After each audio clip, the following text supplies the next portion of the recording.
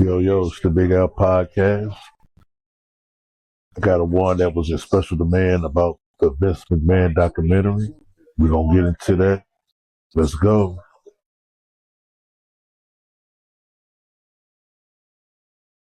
Yo, welcome to the Big Al Podcast. It's your boy, Big Al, getting on today talking about the Vince McMahon documentary. Now, I'm a big, huge wrestling fan, so I figured that I'd touch on the Vince McMahon documentary. It kind of detailed his life, him purchasing the company from his father, the WWF, which back in the day, wrestlers and wrestling organizations, they wrestled in territory. So you have the Northeast, you had Southern regions, then you had out West. So you had multiple territories, and they had like an unwritten rule not to go to other states that the promotion was promoting in. Sort of like a good old boy, like a handshake type of thing. But prior to the early 60s, Vince McMahon Sr. broke off and started the WWF. But the territories had traded talent back then, where you might be down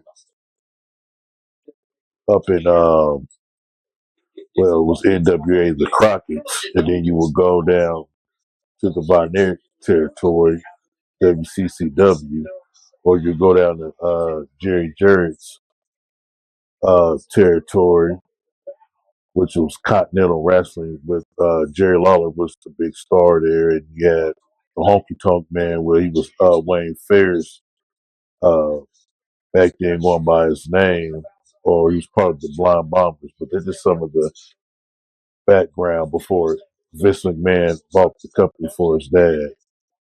And when he bought the WWF from his dad, he kind of killed off the territory, so to speak, where he went and plucked out the best talent that he could get. Where he went down the Bill Watts territory, then he got the Junkyard Dog, then he went to the AWA and got Hulk Hogan, which Hulk Hogan was a big star after doing Rocky 3.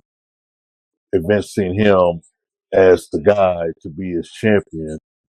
In actuality, it was Dusty Rhodes was the first pick, but as history sees it, Dusty never made the jump till later on.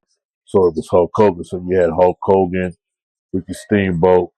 You got Roddy Piper from Mid Atlantic. You got Greg the Hammer Valentine, Jimmy Snuka, Bob Orton Jr. Just some of those guys that were big in that territory.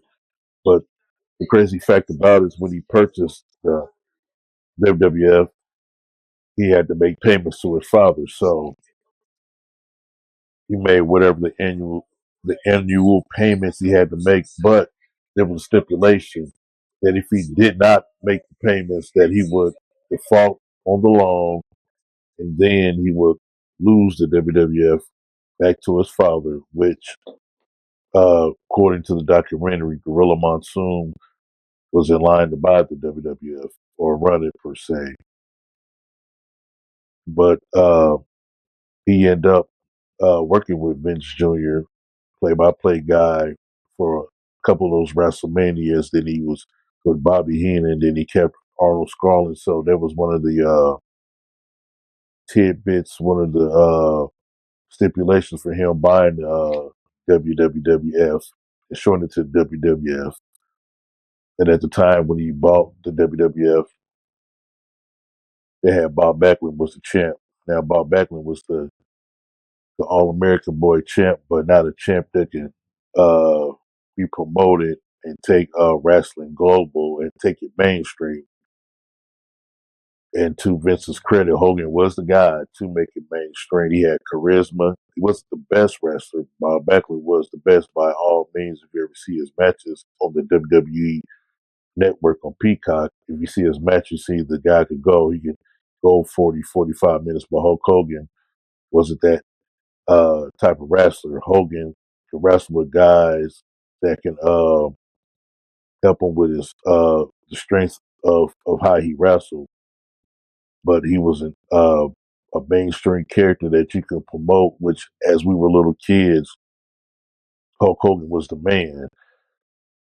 You might not be a big Hogan fan, but Hogan was the man. You know, you still had the Nature Boy Ric Flair up in Crockett Promotions slash WCW with Ted Turner bought it. But in actuality, Hulk Hogan is the biggest name ever in wrestling. Uh, Next to Stone Cold Steve Austin and The Rock, but Hogan was the biggest wrestler. So after Vince took over the WWF, he went and started buying up the territories. And the biggest one he did was bought Georgia Championship Wrestling, which they call it the Black Friday. You know, those Georgians down there, those Southern people down there, they love their wrestling. And they wasn't used to the squash matches they were getting from up north, where they were used to seeing Wildfire, Tommy Rich, Buzz Sawyer, Ole Anderson. And when Vince took over Georgia Championship Wrestling, which he did it, you know, he didn't do nothing illegally. All he did was buy uh, the stock from with some boys, the Briscoes, Jack and Jerry Briscoe, which they were ready to sell because they see where wrestling was going. Wrestling was going to go mainstream. Bill Watts tried to do it with Mid South, but he ended up selling it to the Crockett's, which the Crockett's that was their downfall on how they had to sell to Ted Turner. They could have just waited and just pluck out the talent, sort of like what Vince did. Vince just came in and bought the TV times and wrestled where their so-called territories were. He didn't do nothing wrong. All he did was promote and had the best product that people wanted to see, per se. Which brings me to the first WrestleMania that took place, which was WrestleMania 1 in 1985. But the backstory before WrestleMania, you had the Rock and Wrestling on MTV, which was a new, at the time, new music station, a fledgling station, which was catering to the teenagers at the time. And to me being mind boggled at, a lot of actors, actresses, and musicians like wrestling. They like the format that it was put by Vince McMahon. And they had the first kind of like a super card on MTV, which segued to WrestleMania. So the backstory to WrestleMania is that Vince McMahon uh, sold back the Georgia Championship Wrestling to the Crockett's for $1 million, and they got the TV slot with TBS. So that $1 million was to fund WrestleMania 1, which at the time Vince was just how you call that, robbing Peter to pay Paul, because he was still kind of in the red. So we know him buying the company from his dad, and with WrestleMania 1 with Hogan and Mr. T versus uh, Bob Orton and Roddy Piper, that was the big attraction, especially with other stars. You had Ricky Steamboat. I believe Jake Roberts made his debut. Well, he already made his debut. I think he was on that WrestleMania card too. And it did such well in New York at Madison Square Garden. They went from red to the black, so he broke even. So he really took wrestling to the stratosphere, mainstream. And then when you got Cindy Lauper that got involved into the whole thing, Mr. T, Muhammad Ali, Bob Costas, those were some of the celebrities that participated in the WWF and WrestleMania, but it doesn't go to the scandals that he had along the way, like in the beginning, as you know about Bob, what's the name, George Jim Stoss was getting slapped by Dr. D. Dave Schultz when he called wrestling fake. even though Vince McMahon said he didn't green light Dave Schultz to smack Jim Stossels in the ear, which Vince ended up getting sued. But in reality, he did because those guys take their craft seriously. Calling wrestling fake could be detriment to you because those guys could really put the moves on and they could really hurt you. And then Richard Belzer sued Hulk Hogan.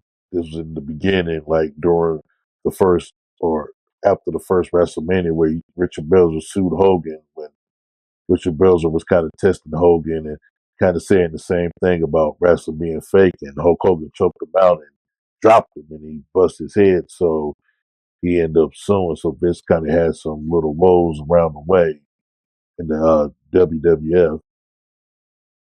And then he had WrestleMania 2, which he tried to promote from 3 cities, and it didn't do so well like he thought it was. But when he came to WrestleMania 3, which he still holds an indoor American record of 93,000, which he put it Hogan versus Andre the Giant. Knowing Vince figured like only way to put Hogan to another stratosphere is facing Andre the Giant, which Andre, quote unquote, wasn't pinned in 15 years or something like that. But in reality, Andre has been beat before, but storyline wise, he wasn't beaten in 15 years, or his shoulders ain't hit the mat. And the whole WrestleMania 3 card was extravagant, which we had Roddy Piper's retirement match against Adrian Adonis.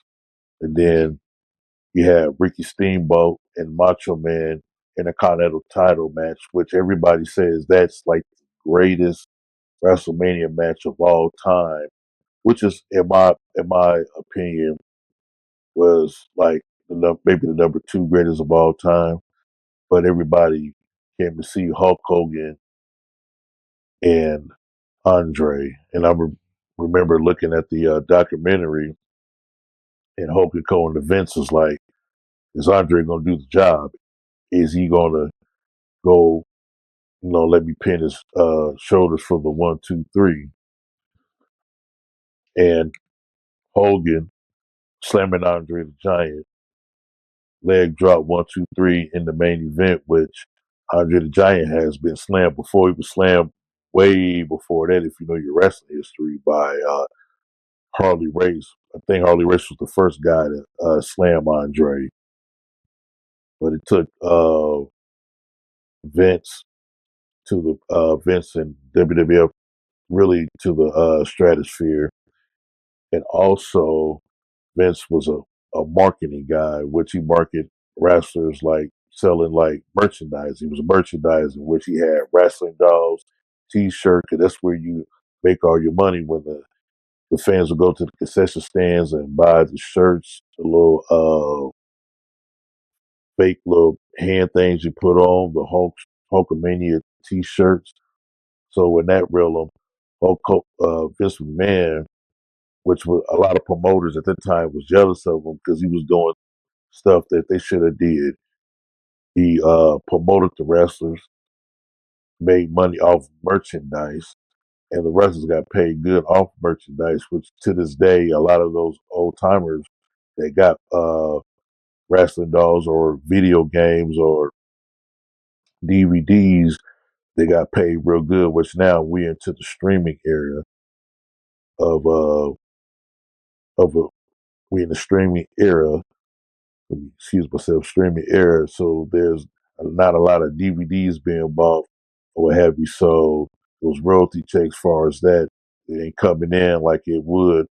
But back then, that was the money maker. Wrestling dolls, T-shirts, and he marketed all that. He paid the guys, and gave the guys good opportunities. But Vince was a shrewd business guy. I won't say he wasn't a genius for far as putting wrestling matches together. It's like you give him an idea, he can run with an idea. And that's what he did best. He can run with an idea. He made good calls. and then you had some controversy, especially with the first screw job. Everybody think it's Bret Hart and Shawn, but we'll get to that as I progress. But it was Wendy Richter who refused to lose the WWF Women's Championship, so he had the Fabulous Moolah in a mask to make sure that the belt was dropped, and Vince made sure that happened. Vince, being a shrewd business guy that he was, then the steroid trial of Vince McMahon, where Dr. Zahorian was giving out steroids to the wrestlers. You got to look at it. In the 1980s, if you look back from the 50s, 60s, and 70s, there wasn't no built guys that were big, jacked up. But in the 80s, it wasn't really about having a great match, especially with working with Vince in the WWF. It was all about the presentation. It was all about your body, uh, your looks, because that's what he wanted promoted. You know, you had stars like the Ultimate Warrior, Hulk Hogan, Hercules Hernandez. They wasn't the best wrestlers, but they was marketable. You know, you had like the guys like Hitman Bret Hart, Shawn Michaels, Macho Man Randy Savage. Just the perfect. They weren't like the built jacked up, but they can wrestle. They was a hand, and they made guys that couldn't wrestle look like $1,000,000. So that's a testament to how good they were of their craft. And Vince in that era stuck with the built guys. So that when the '93 the steroid trial happened,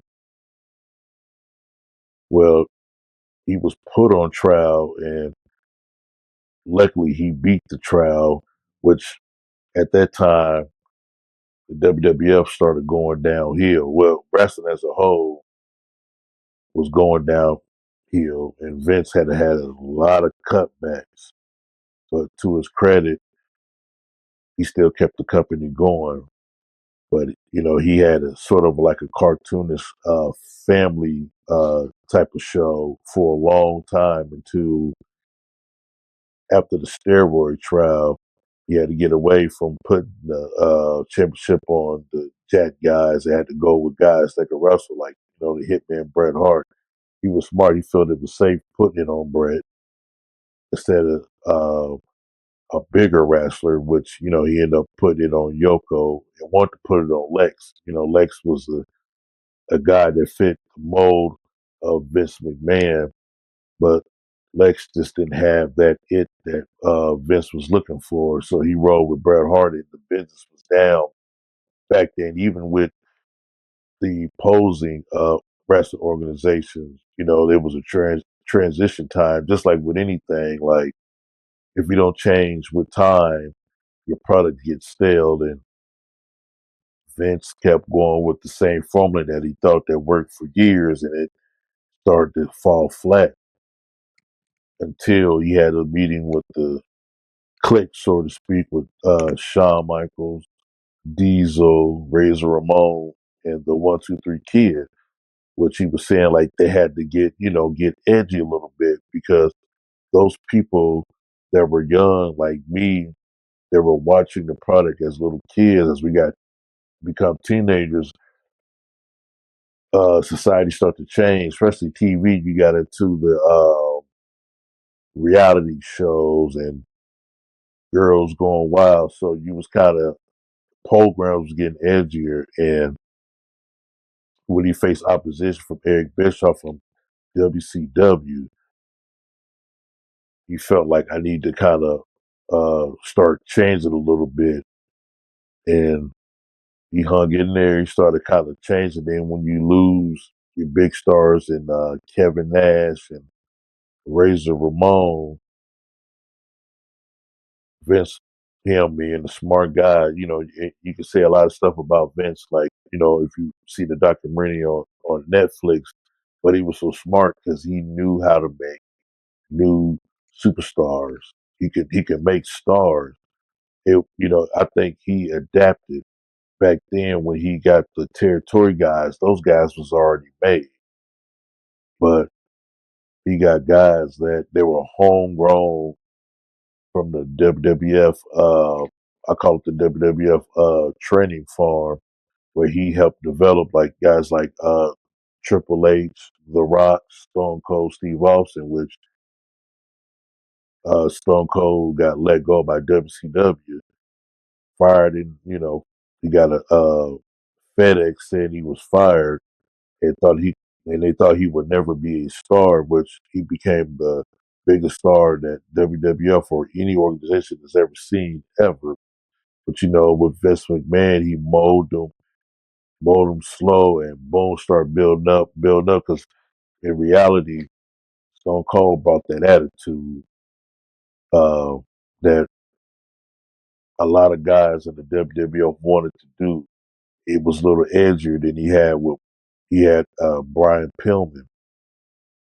So he started to change because he was losing guys left and right going to WCW to Ted Turner because Vince was having financial problems. Like when you're not selling tickets and people are not going to the house shows, he was losing money and he was cash strapped. So he was basically paying wrestlers out of pocket, renting venues out of pocket. And that could take a toll on your bottom line because you're paying with the money that you garnered, not with money that you making off tickets or whatever merchandise. Because the business at the time was sucking. But Vince, he hung in there. He made the proper moves to get his business going, and it started to turn the corner, started to get a little edgier. And that brings me with the Shawn Michaels and the Hitman Bret Hart, well documented. They had issues throughout the late, really after the Iron Man match, which they really worked this effort to a shoot, and Vince McMahon capitalized on that.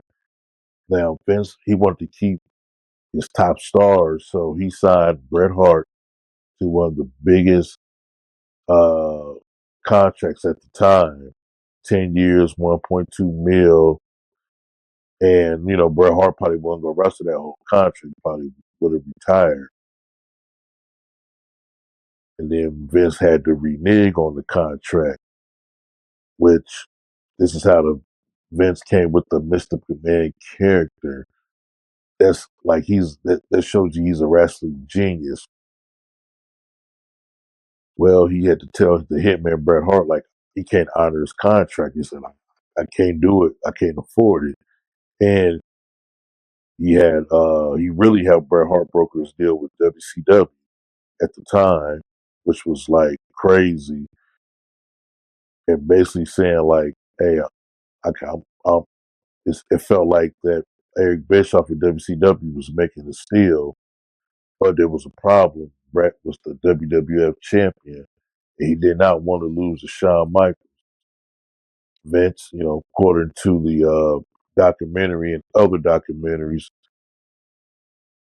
went with Shawn Michaels to take the strap off of him, which if I was Vince, I would have got Ken Shamrock, or hell, I would have got Taker to beat him for the belt because the issues that Shawn and Bret had, and Shawn was like, I'm not going to lose to you, no way, no how, or anything like that, which Bret didn't want to drop the title to Shawn.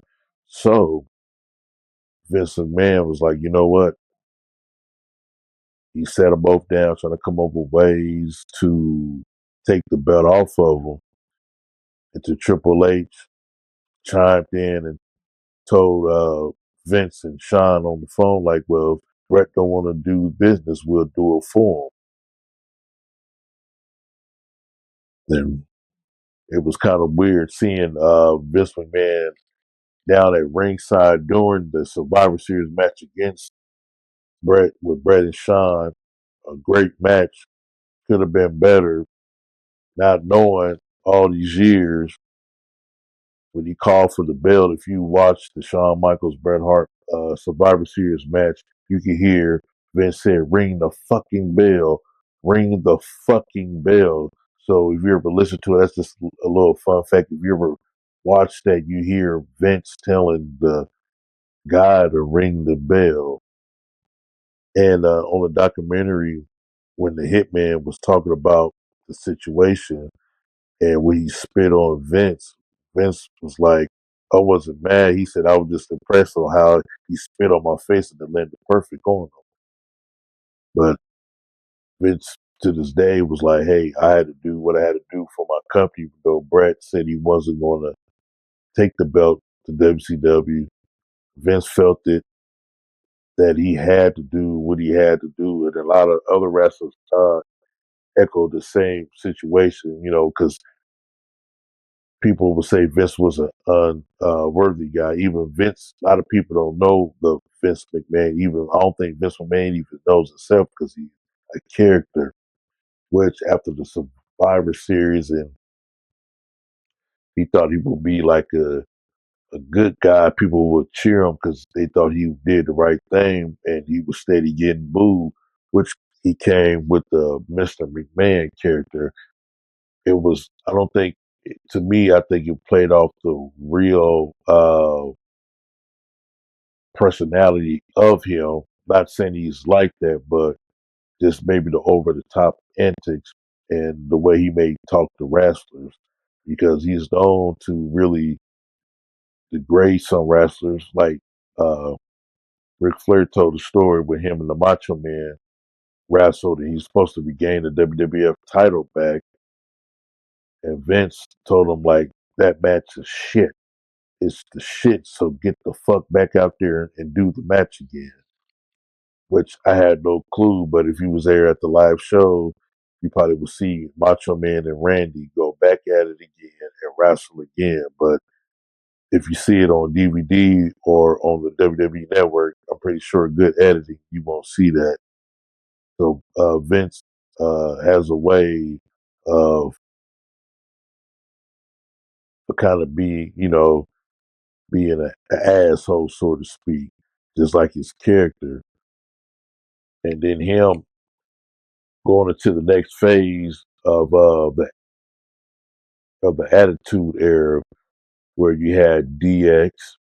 Shawn Michaels was on his way out the door with the back injury, and so soon as Steve Austin won the WWF title, because it was a WWE yet, but the WWF title, that's when you kind of went to another chapter in the WWF, the Attitude Era, which you will see Vince McMahon going to character, and just the way that he built his character up, which to me it kind of makes him a genius, so to speak. Like he can't come up with storylines, but if you give him a bone, he could take that and make something out of it.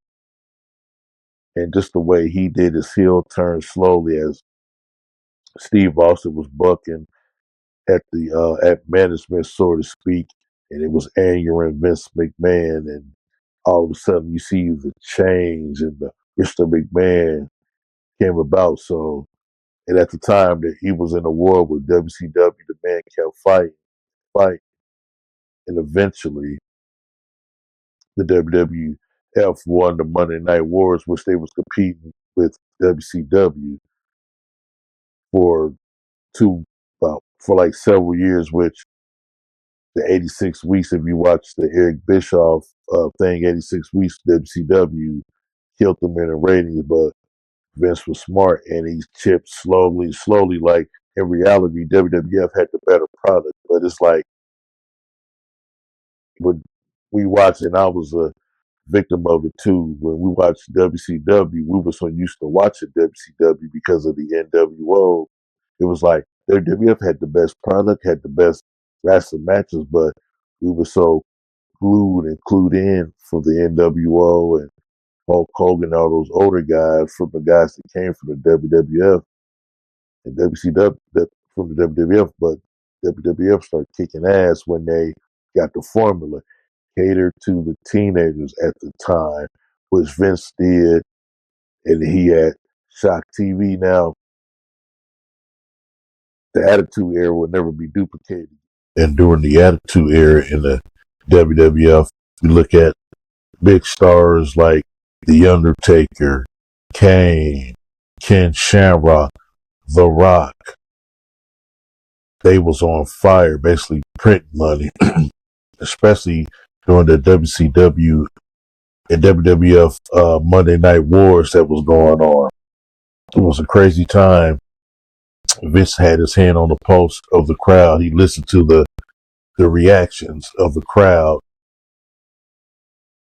He took The Rock, made him a big star, made him the champ, and he paired him with Mick Foley, which was genius. Mick Foley was a guy that Vince didn't see nothing in, but when he did those interviews and vignettes, Vince McMahon being the smart guy he is versus Eric Bischoff, he was like, okay, we could do something with this. He's Dude Love, he's Mankind, he's these different characters. But Vince McMahon, he helped develop those characters during that time, during the Attitude Era. Brought in Terry Funk. Put Billy Gunn, the Road Dogg, to a whole nother stratosphere with the New Age Outlaws. And then he fired a shot and got one of their stars in X-Pac. Brought X-Pac back, a.k.a. 123 Kid, a.k.a. Sean Waltman. And, man, it was on. So I give Vince all the props in the world. And then when they finally beat WCW, he took the company public, which when he took the company public, they didn't need to really do it, but Vince McMahon, being a smart businessman, took the company public, and so everybody could get a piece. But then you answer the board members, and you can't do certain stuff. So during the Attitude Era, or towards the end, they had to kind of clean it up a little bit, which they did. They still had the attitude there. It just wasn't no shock TV as you were seeing back then, me being a big fan of that era, which Vince McMahon and the Attitude Era was the best era for him. But it just lets you know that he can adapt. He still has his old-fashioned ways, but he can adapt to with the crowd. And when you're a promoter, a wrestling promoter, you have to listen to your audience, more or less. Maybe he didn't at certain time trying to push other stars that shouldn't have been pushed. But in the Attitude Era, he gave Mick Foley the chance to shine, putting the belt on him 3 times. Him and The Rock had the best trilogies that I could think of, and just the way he brought those guys up. So, you know, even though Vince may have his ways, he's a genius. So we're going to segue into the aggression era, where you had John Cena, young John Cena, didn't even know if he was going to be a star or not. And then you had, you brought in Kurt Angle, Taz, then you had Edge and Christian. They were from the Attitude Era. And then he went and changed the Undertaker's gimmick to the American Badass. So, not to mention, he brought in Chris Benoit, Eddie Guerrero, Saturn, and Dean Malenko from WCW, because they didn't want to push those guys because they were small.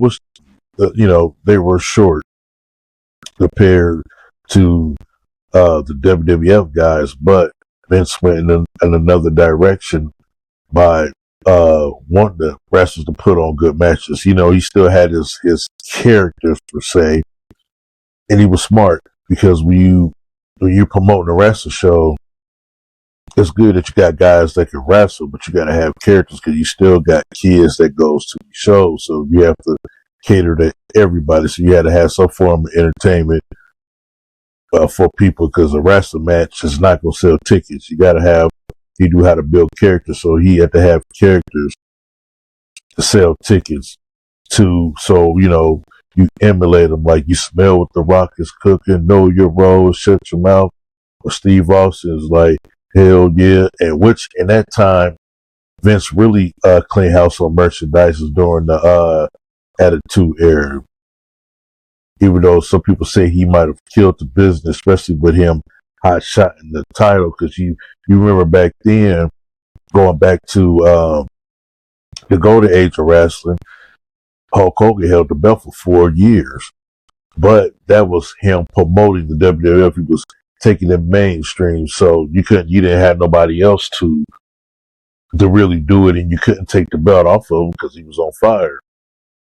Well, in the Attitude Era, when you got a lot of guys that's talented, you had to flip flop the belt, but it was storyline wise and it made sense.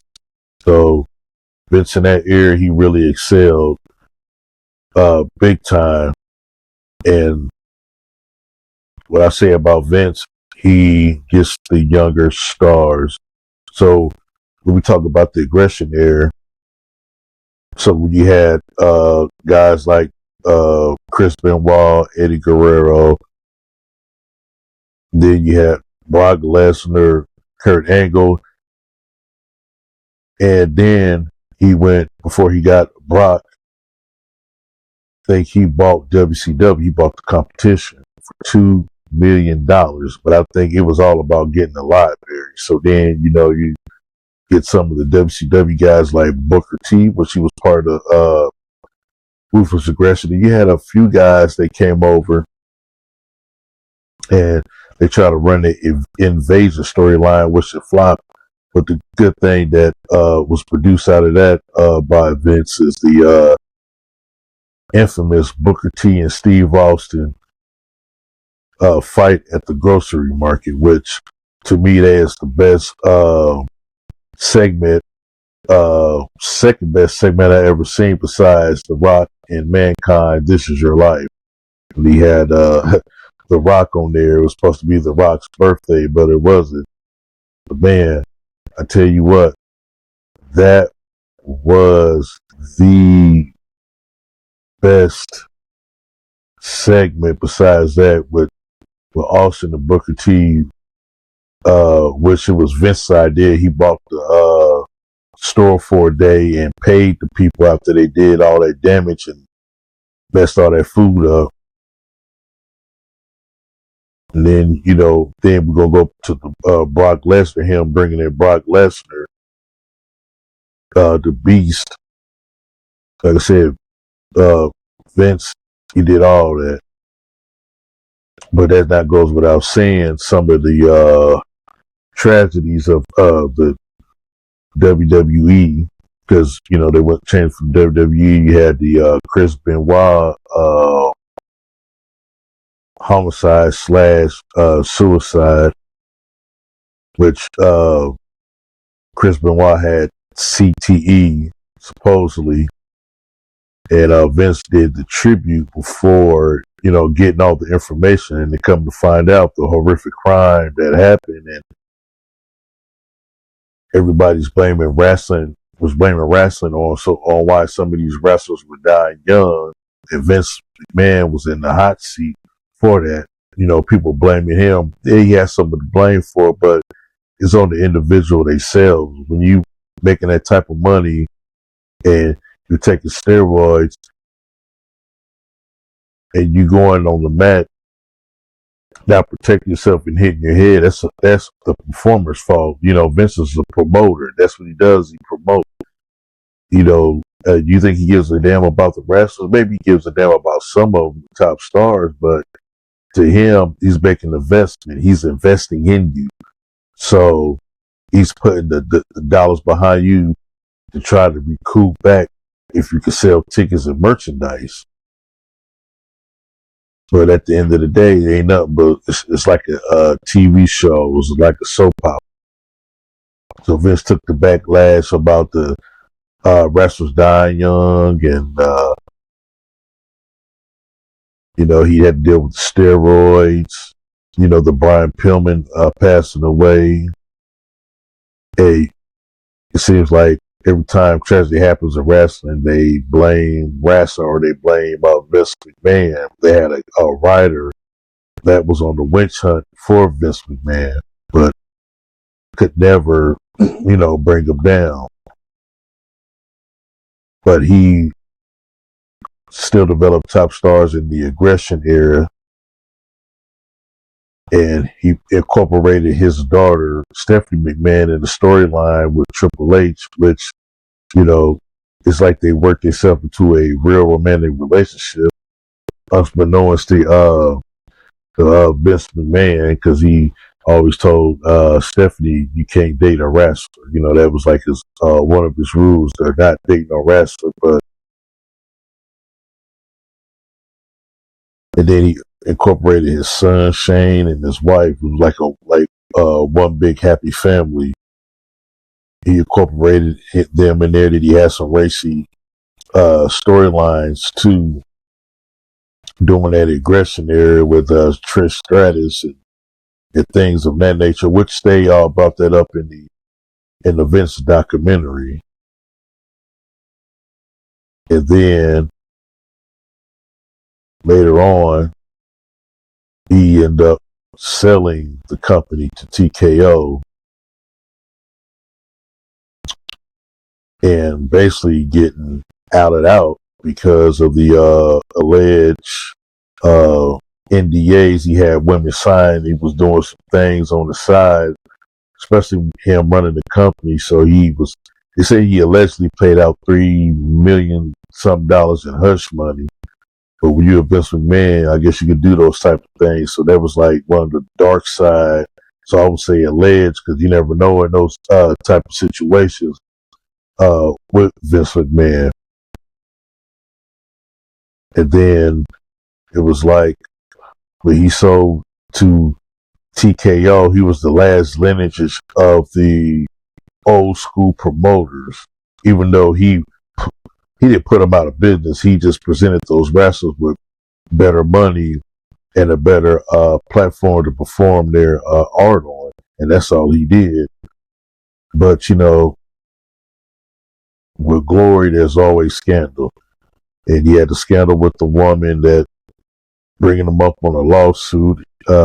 He got ousted by TKO because he sold his company for a couple billion. So now he has no input in the whole situation. Then he didn't want the documentary to come out about his life, because Vince you could tell he's a complicated guy himself. Not even meeting his dad too as a teenager, and secondly, you know, I guess he was getting beat by his stepdad, so he kind of had some adversities in his life, and then learning the ropes in the business from his dad, Vince Sr.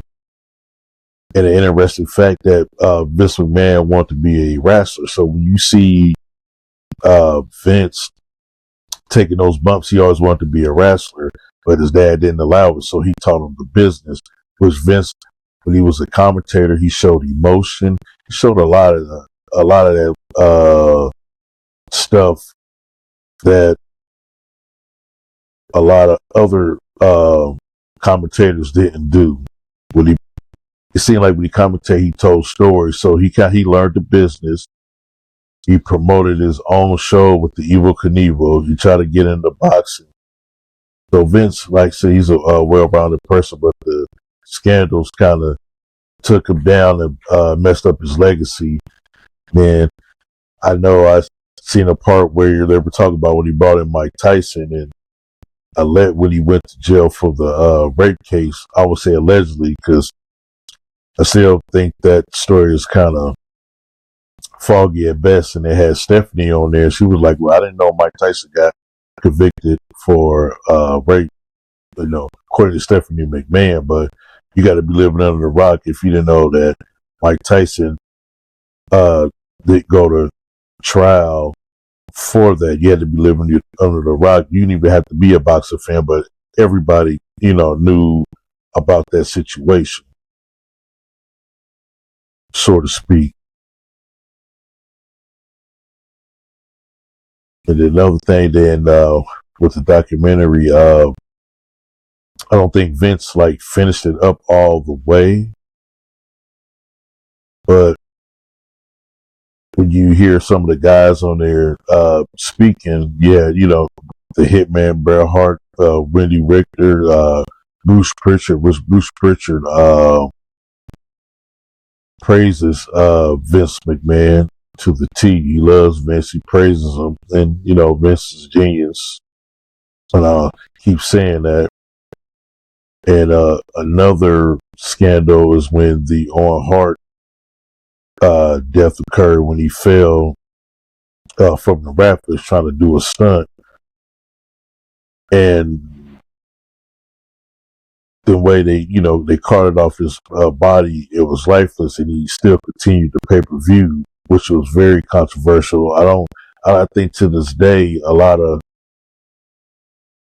people would have stopped the show. Like, we can't do this, even though people pay, because you could always do the pay-per-view over again and have people come back again and or pay their tickets, refund their tickets. And he kept the show going, so they really brought him a lot of heat and a lot of lawsuits. So a guy like Vince McMahon has been hit with lawsuits,